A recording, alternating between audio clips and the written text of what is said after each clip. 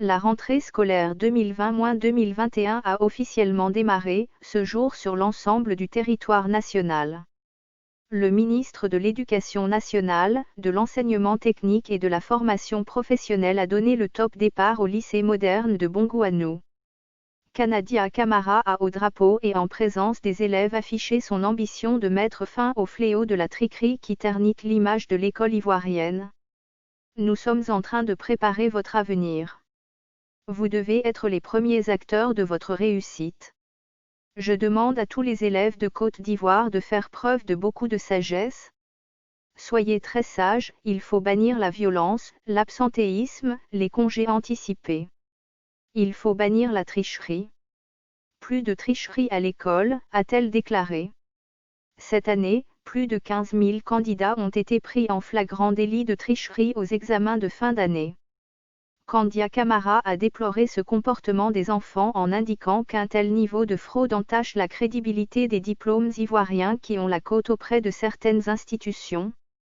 Selon elle, l'année scolaire qui démarrait officiellement ce jour doit donner les meilleurs résultats que toutes les précédentes. Cette rentrée scolaire intervient en pleine pandémie de coronavirus.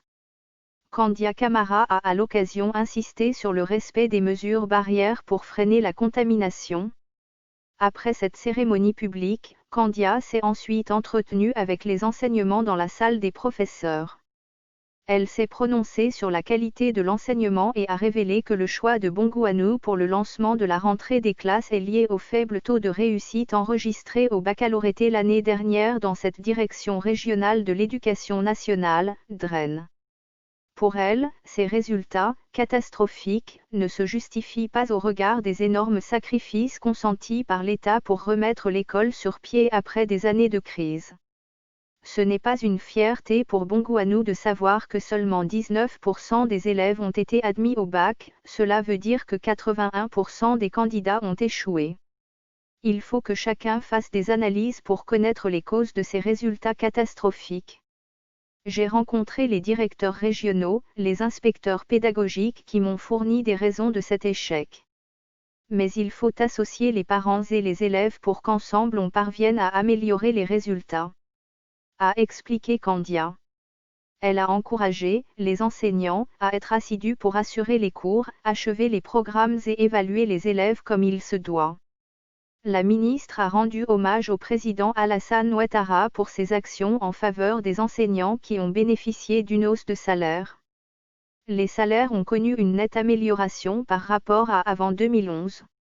En retour, ce que la Côte d'Ivoire attend de nous, c'est d'assurer une bonne éducation aux enfants, a-t-elle mentionné. Pour mettre fin aux nombreux dysfonctionnements constatés dans le système scolaire, le ministère de l'Éducation a adopté le contrat d'objectifs et de performance, COP, qui rentre en vigueur cette année. Kandia Camara a appelé chaque acteur de la chaîne à s'engager à travailler de sorte à améliorer les résultats, sinon, la tutelle prendra les mesures appropriées. Les mauvais grains sortiront du lot et les meilleurs seront récompensés.